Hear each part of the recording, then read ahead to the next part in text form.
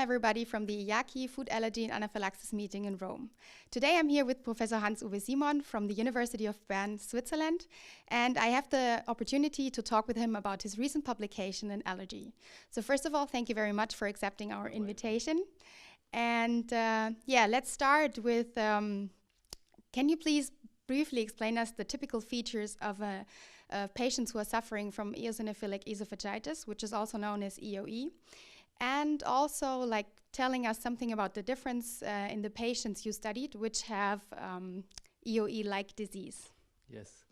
So patients with eosinophilic esophagitis, they have problems to swallow food. So we call it dysphagia. And sometimes the food even sticks in the esophagus, which we call bolus impaction. And that is often also the reason why these patients enter into emergency departments where the food is endoscopically removed.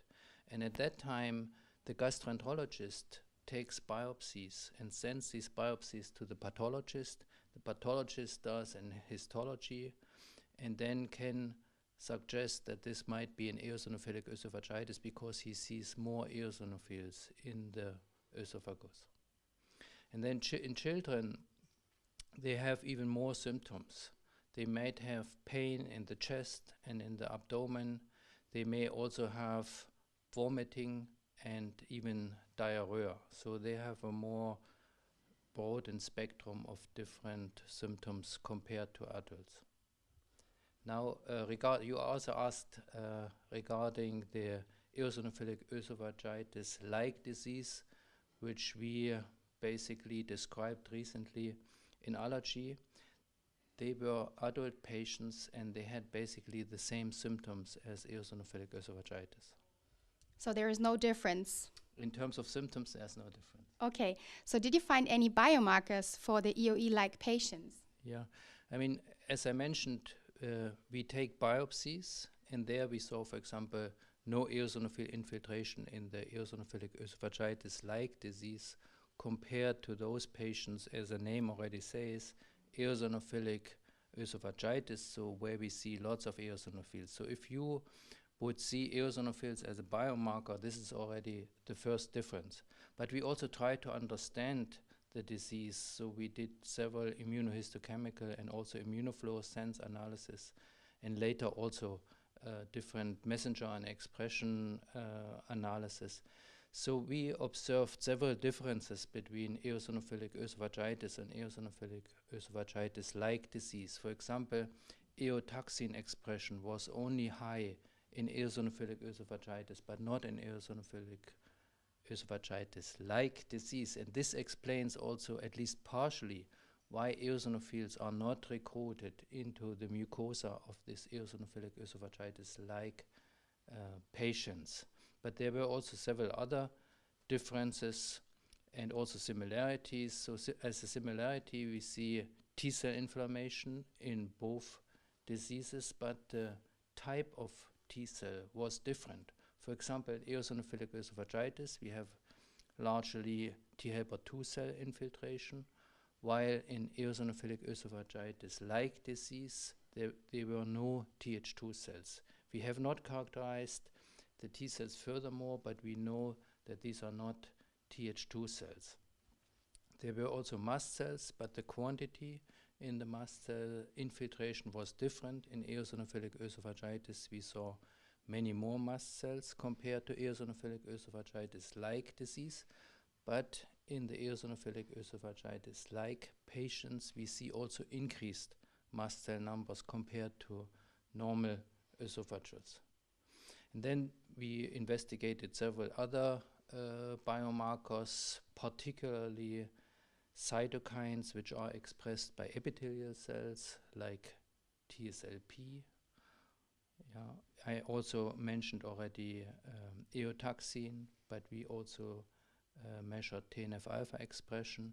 In terms of TSLP and TNF-alpha expression, it was similar like mast cells, so we found them somewhere in the middle between normal esophagus and patients with eosinophilic esophagitis. We were also interested whether eosinophilic esophagitis-like patients have a barrier defect. This is often believed to be due to the inflammatory response that we see epithelial cell damage. And in contrast to eosinophilic esophagitis, where we clearly see a barrier defect, we have not identified any barrier defect in the eosinophilic esophagitis-like disease. I think this is maybe already enough regarding biomarkers. I could tell you a little bit more, but we stop here. Yeah, it's very good explained the difference between EOE-like and EOE patients. So can you treat the EOE-like patients like the eosinophilic esophagitis patients? Yeah, actually before the analysis we already have done, we treated the patients, and they were treated like eosinophilic esophagitis patients. So we take topical corticosteroids which are swollen by the patients, and the patients very well responded to this treatment. But when we stopped the treatment, the symptoms came back. So this is similar like eosinophilic esophagitis patients, but in the eosinophilic esophagitis patients we have more experience, more patients, and there are patients which do not respond to corticosteroid treatment.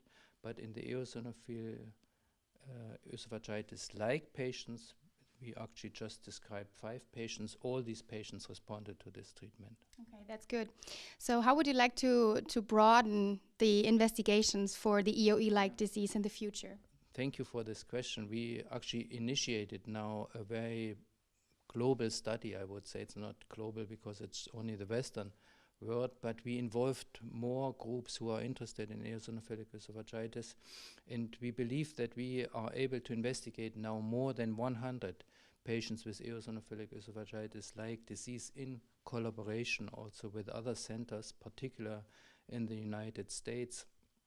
And we are planning to do a clinical characterization, but also immunological molecular characterization, and also a genetic analysis of all these patients, and hope to better understand the disease. So at the moment, actually, we believe it is a huge spectrum of one disease. So we believe it's an inflammatory disease of the esophagus, which can occur with and without eosinophils, but also with and without IgE. So we think it's all one disease basically, which comes in different flavors. Okay, thank you very much for explaining your results from the publication.